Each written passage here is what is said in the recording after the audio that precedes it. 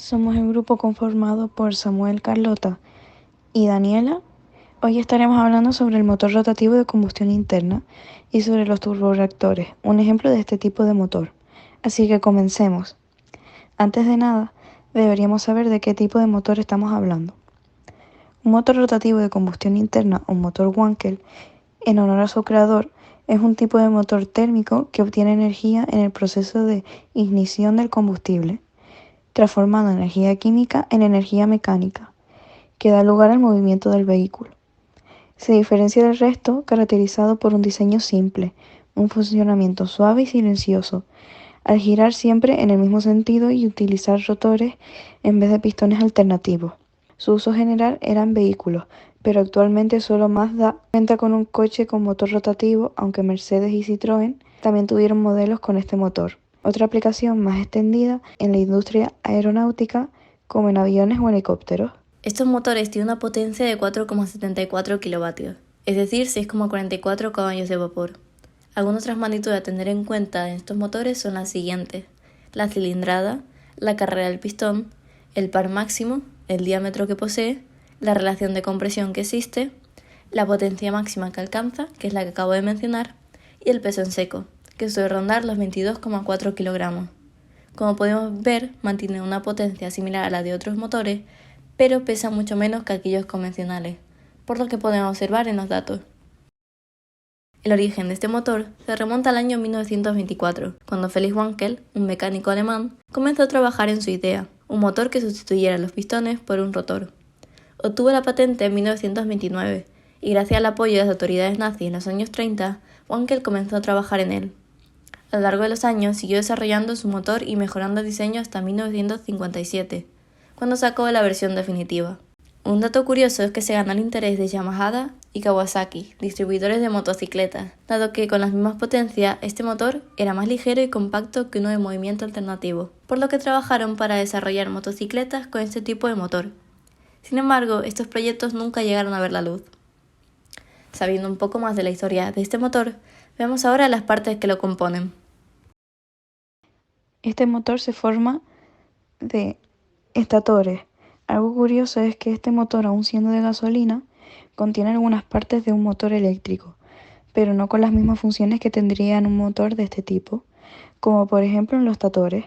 Es una parte del motor que no gira. También están los rotores. Esta parte también es común en los motores eléctricos, pero en vez de girar por las fuerzas electromagnéticas, lo hace por la presión de la combustión de gasolina y el aire. Los engranajes fijos mantienen el motor en su sitio. También está el eje o cigüeñal, que transmite el giro rotor mediante la conexión entre el embrague y el volante motor que encontramos en su extremo. Colectores de admisión dejan entrar el aire y las puertas de escape sacan el humo. Las bujías encienden la mezcla de gasolina y el aire comprimido. Ahora que sabemos mucho más sobre este motor, pasaremos a hablar sobre un concepto que corresponde al funcionamiento de un motor de reacción como lo es un motor rotativo de combustión interna. El ciclo termodinámico del motor de combustión interna rotativo o de los turborreactores es el ciclo Brayton. El ciclo Brayton consta de 4 procesos y se aplica a un fluido termodinámico compresible como un gas. Transformación 1-2 o compresión adiabática. Es la compresión en la que no se da un intercambio de calor con el exterior, del aire absorbido en un difusor de admisión y luego en el compresor. Transformación 2-3 o combustión isobárica. El aire comprimido entra en la cámara y realiza la combustión. El gas resultante sale de la cámara sin aumentar su presión. Después tendríamos la transformación 3-4 o expansión adiabática, en la que la energía adquirida de los gases por la combustión lo impulsan con energía cinética que se transforma en trabajo útil para mover la turbina y expulsar los gases al exterior. Esta expansión se realiza nuevamente sin intercambio de calor con el exterior. Y la última sería la transformación 4-1, que consiste en una cesión de calor al exterior. Esta parte del ciclo se realiza fuera del motor y corresponde al enfriamiento de los gases en el exterior, donde ceden una parte de la energía absorbida en la combustión al medio ambiente. Teóricamente se realiza a presión constante. Estos motores poseen ciertas ventajas y desventajas que los diferencian del resto. En cuanto a las ventajas, podemos ver que constan de menos piezas móviles que un motor convencional, con un diseño más sencillo que implica reducción de costes. Tiene una suavidad de marcha. Al girar siempre en el mismo sentido se tiene menos vibraciones e inercia, lo que da lugar a un funcionamiento más suave. Las partes móviles se mueven más lentamente que un motor convencional, lo que hace que tenga menos desgaste y mayor fiabilidad. Y, como os mencionado antes, al contar con menos piezas es menos pesado que un motor convencional, pudiendo aplicarse en máquinas más pequeñas o ligeras. Por otro lado, las desventajas del motor Wankel son que tiene un costo elevado al no ser tan convencional, al consumir aire, combustible y aceite produce muchas emisiones que pueden llegar a sobrepasar las normativas actuales. Es fundamental que los elementos se sincronicen perfectamente para evitar averías en el motor, y además tiene menor capacidad de freno motor que un motor tradicional. Pasemos ahora a los turborreactores. Los turborreactores es un tipo de motor rotativo de combustión interna en el que se transforma energía mecánica en energía calorífica. Podemos encontrar estos motores en algunos aviones, aunque muchos utilizan actualmente turbofan en lugar una versión modificada de este mismo. También podemos verlos en algunos misiles de crucero que consisten en aviones no tripulados.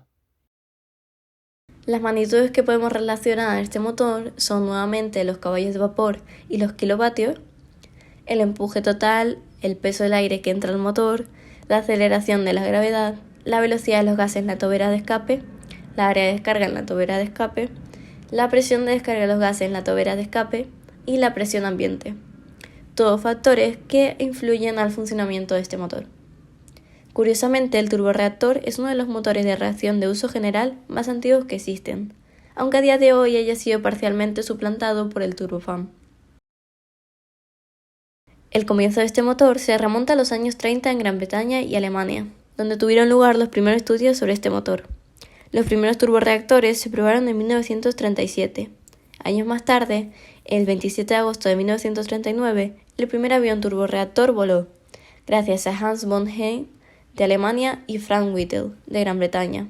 Sin embargo, el primer avión operativo no entraría en servicio hasta alrededor de la Segunda Guerra Mundial, con los cazas alemanes. El potencial de estos motores llevó a la investigación y desarrollo de ellos. Estos motores se conforman de las siguientes piezas siguiendo desde la entrada de aire hasta el escape de los gases. Difusor de admisión es el punto de entrada del aire exterior. Gracias a su forma geométrica permite que el aire circule en su interior, manteniendo su velocidad y ganando presión. Compresor recibe el aire y lo comprime, transformando así la energía mecánica en energía en forma de aire comprimido. La cámara de combustión es el lugar donde se mezcla el combustible y el aire y se realiza la combustión. Los gases quemados tras la combustión salen con gran energía cinética hacia la turbina. La turbina es la encargada de transformar la energía de los gases de salida en energía mecánica. Parte de esta energía se destina a mover el compresor y el resto de partes móviles del motor, y la energía restante se utiliza para conseguir el empuje de la máquina. Tobera de escape es un conducto donde ocurre lo contrario que en el difusor. Los gases que circulan aumentan su velocidad y disminuyen su presión. Y finalmente hablaremos de las ventajas de este motor, que estas son similares a las ya mencionadas del motor rotativo de combustión interna. Algunas ventajas serían que son más eficientes en la consumición de combustible, son más sencillos y tienen menos partes móviles, tienen una mejor relación entre el peso y potencia, requieren menor mantenimiento, tienen una vida útil más larga, carecen de tantas piezas móviles, las relaciones de peso y empuje son mayores que otros, posibilita el uso de otros combustibles como aceite, alcoholes o gases licuados, y es de construcción simple y con materiales fáciles de conseguir. En conclusión, los motores rotativos de combustión interna son motores sencillos y ligeros que podemos ver mayormente en aviones, al igual que los turborreactores, que son un ejemplo de este tipo de motor. Sin embargo, actualmente su uso no es tan extendido como lo era. Apenas lo podemos encontrar en vehículos y la mayoría de aviones ha suplantado los turborreactores por turbofanes. Pero aunque su uso ya no es tan común, su funcionamiento es definitivamente impresionante. Ya para finalizar y comprobar que habéis estado atentos, os dejamos una última pregunta. ¿Qué marca de coche es la única que sigue produciendo vehículos con este tipo de motor? Si no sabéis la respuesta, podéis volver al principio del vídeo para consultarla. Y eso es todo por hoy. Muchas gracias por vuestra atención y esperamos que hayáis disfrutado del vídeo. Y por supuesto hayáis aprendido muchísimo sobre este tipo de motor. ¡Hasta la próxima!